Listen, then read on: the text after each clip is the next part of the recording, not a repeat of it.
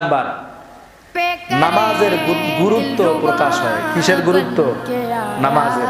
আল্লাহ যত বিধান আমাদেরকে দিয়েছেন সব বিধান দুনিয়াতে দিয়েছেন, কিন্তু নামাজ এমন একটা বিধান যে নামাজ দুনিয়াতে আল্লাহ দেন নাই। নামাজ দেওয়ার জন্য আল্লাহ তার রাসূলকে সাত আসমান ভেদ করে আল্লাহর কাছে নিয়ে গেছেন। তাহলে বলেন তো নামাজের গুরুত্ব কম না বেশি? বলেন নামাজের গুরুত্ব কম না বেশি? নামাজের ওয়াজ তো সবসময় হয়। যাই হোক, যাদের হৃদয়ে আল্লাহ তার ভয় ঢেলে দিয়েছেন তারা যদি ওয়াজগুলো নসিহতগুলো শুনে শোনার পর আমল করে তো আলহামদুলিল্লাহ, আল্লাহর শুকরিয়া। আর এরপরেও যদি আমাদের কর্ণকুহরে না ঢুকে তো কিছু বলার নেই, কিছু করার নেই। এই নামাজের গুরুত্ব মেরাজের মাধ্যমে ফুটে ওঠে।